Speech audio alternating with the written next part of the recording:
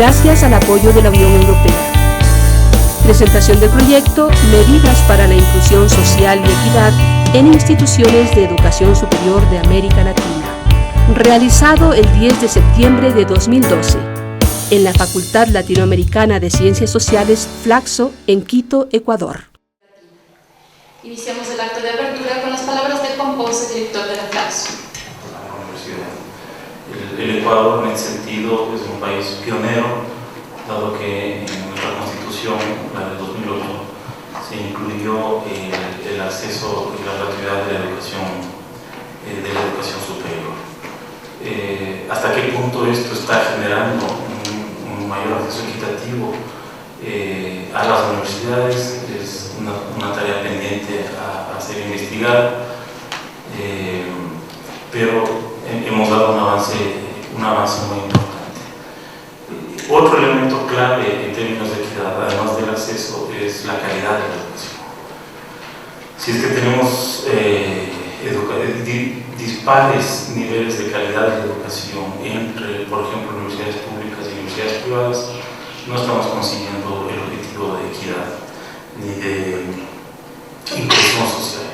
Es decir, no basta con tener a los jóvenes en la universidad, sino que es importante tenerlos en una universidad de calidad. Y en ese sentido, no porque esté aquí presente, sino porque es importante reconocer todos los avances que ha hecho el CEACES en términos de evaluar la calidad de la educación superior en Ecuador. No es igual, hay profundas disparidades. Como ustedes saben, los resultados de la evaluación de la Universidad Ecuatoriana, fruto del mandato 14, arrojaron resultados absolutamente sorprendentes, pero a la vez esperados, porque sabíamos que había una amplia varianza en calidad de educación en el Ecuador. El siguiente paso, que fue una medida acertada de política pública, dolorosa pero acertada, fue el cierre de las universidades de peor nivel, y eso da señales claras de que hay un objetivo de calidad. Y esto me parece que es la segunda pata, el segundo elemento en términos de tener políticas de inclusión social y de equidad. Hemos podido comprobar realmente, ya lo había demostrado además con EA, pero nosotros hemos podido ver también con otros indicadores, con las evaluaciones más recientes que hemos hecho, el estado de exclusión social y de inequidad en el que está atascada nuestra universidad acá en el Ecuador.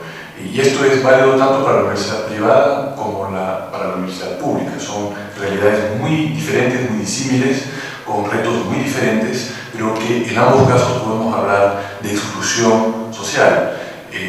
La creación de 40 universidades privadas a lo largo de 14 años, ¿no? Más que duplicando la oferta de universidades y casi que multiplicando por 10 la oferta de carreras a lo largo de 20 años, este mercantilismo en la oferta se saldó, por supuesto, en una oferta mucho más grande, pero no tuvo como consecuencia una mayor inclusión social, ciertamente, de los estudiantes y luego de los graduados y profesionales en la sociedad.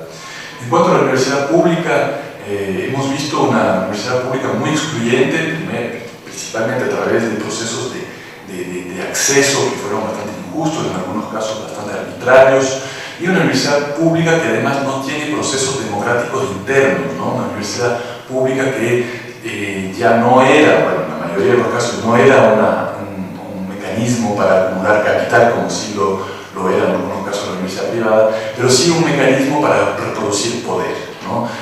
Reproducir ese poder patriarcal, sobre todo en los territorios, en las provincias más alejadas del país, en donde la universidad pública era un lugar donde se jubilaba el congresista, se iba luego de rector a esa universidad y reproducía unas lógicas clientelares de reproducción del poder de la familia, de reproducción del poder del clan, en donde también la universidad pública se volvía un lugar en donde uno contrata el excedente laboral del lugar, ¿no? Pero con prácticas clientelares, ¿no? En donde realmente vemos una universidad pública que tiene a veces un 80 o 90% de gasto administrativo, solamente un 10 o un 20% de gasto académico. ¿Por qué? Justamente porque la universidad es un lugar de reproducción de poder y de favores y de estos nexos clientelares laborales que se crean en la universidad pública, sobre todo en las provincias. Entonces, por supuesto, una universidad excluyente, una universidad que discrimina, que segrega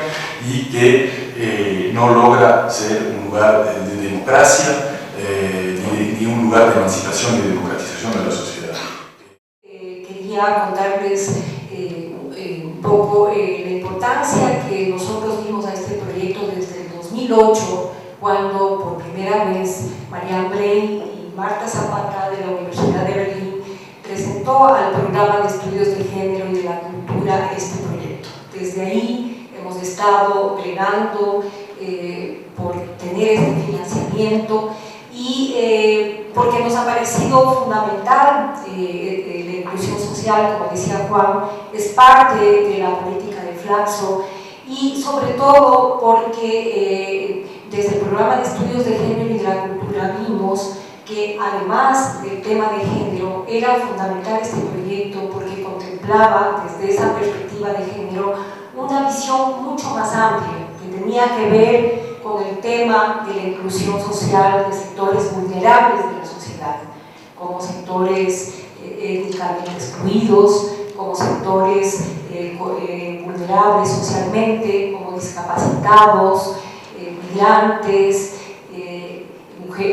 personas de la tercera edad, etc. Entonces, para nosotros es muy placentero, tenemos mucha ilusión de llegar a concretar y vamos a tratar de hacerlo de la manera más adecuada posible, llevar a cabo una serie de indicadores, llevar a cabo un posgrado que nos permita tomar medidas de inclusión social en 12 universidades de América Latina y con el apoyo de la Universidad Libre de Berlín, la Universidad de Polonia, la Universidad de Barcelona, ¿no? Y vamos a tratar de llevar adelante este proyecto. Un tema que es fundamental y que lo han mencionado las personas que me precedieron en la palabra es aunar la calidad, la excelencia académica con la equidad. Yo creo que los dos procesos no pueden el día de hoy ir de manera separada. O sea, la educación tiene que ser integral, pero no solamente fijarnos en el tema de la calidad, que de hecho es fundamental en nuestras sociedades, pero que si solo se toma ese aspecto puede conducir a ahondar las desigualdades existentes en nuestros países. Y simplemente decirles eso y luego presentar a Marta Zapata, quien es la coordinadora técnica y la coordinadora general del proyecto en Europa, y María Acosta, quien es la coordinadora para América Latina. Muchas gracias. El tema de la inclusión social y la equidad ha sido objeto de la investigación y de las políticas públicas que se han derivado de ellas dentro de los estudios de género desde hace más de 20 años. ¿Por qué hablo de los estudios de género? Porque esa es una peculiaridad de este proyecto. Desde hace más de 20 años estamos trabajando en este tema, solamente que no hablábamos con este lenguaje. Los estudios de género cuentan hoy en día no solo con resultados excelentes, creo que aquí ya hablaron, muchos de estos resultados mencionaron, dieron ejemplos, pero tenemos otro tipo de resultados del cual no se ha hablado y que son también excelentes. Ese resultado que se refiere a teoría y métodos de análisis de los problemas de inclusión y exclusión social.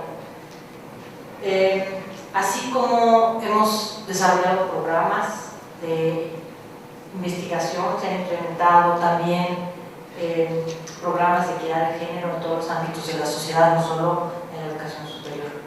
La experiencia que se ha reunido en este terreno y los aportes de la investigación interdisciplinaria dentro de la teoría de género permiten hoy en día a todos estos centros y programas dedicados a los estudios de género ocupar un espacio estratégico dentro de la lucha por alcanzar la inclusión social y la equidad en nuestras sociedades. La idea que está a la base del proyecto inicial se fue desarrollando precisamente en el marco de diversos proyectos de investigación investigación con diferentes instituciones de educación superior en América Latina, que han sido apoyados por muchas instituciones, que ahorita no las puedo mencionar a todas, tanto en Alemania como en la Comunidad Europea, como en América Latina y en los diferentes países. ¿Cómo nos han apoyado? Pues nos han apoyado a desarrollar esto permitiendo la movilidad de científicos, algo que no siempre es tan pues accesible y tan normal. Creo que en los últimos años se han generado instrumentos para agilizar la movilidad tanto de estudiantes como de investigadores. Y esas instituciones les agradecemos muchísimo que hayan tenido la confianza en que nosotros podemos desarrollar proyectos exitosos. Todas esas instituciones y organizaciones han hecho posible precisamente que se dé intercambio de estudiantes, de doctorantes y de docentes entre América Latina, Alemania y Europa.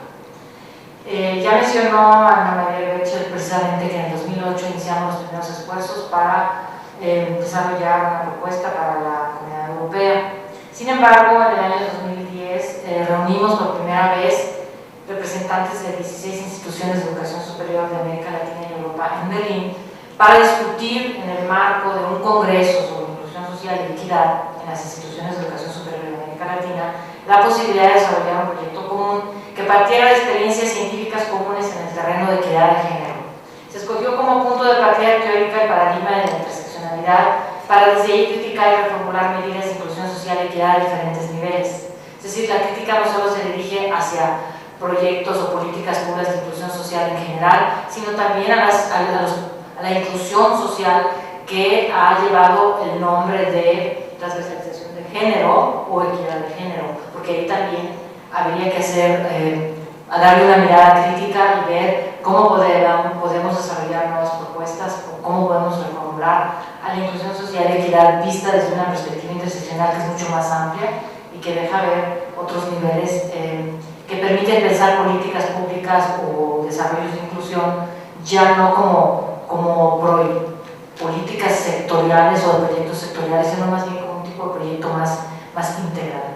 Y sobre todo que intenta no solo generar inclusión, sino evitar que se genere nueva exclusión, que ese es uno de los retos que tenemos hoy en día, no solo en América Latina, porque también en Europa empezamos a ver los efectos de la neoliberalización de las economías y cómo se están generando nuevos tipos de exclusión, así como se produce inclusión. La dimensión de género se ha tratado tradicionalmente como uma variável mais de análise, sem contemplar em muitas ocasiões que a situação desigual das mulheres constitui um caso especial entre todas as discriminações sociais, já que a diferença de outros fenômenos não constitui uma classe social, grupo específico ou minoria social, senão que atravessam todos os grupos e pueblos. Mulheres são pobres, negras, enfim, discapacitadas, e todos eles configuram uma inseparável unidade. A análise da equidade e da igualdade de oportunidades, seja desde uma perspectiva restributiva, do reconhecimento ou das capacidades, deve contemplar a questão de gênero, já que é uma das bases para superar a pobreza, erradicar a questão social e lograr o desenvolvimento integral, é o fomento e a execução de políticas públicas orientadas a alcançar a meta e a igualdade de oportunidades entre homens e mulheres.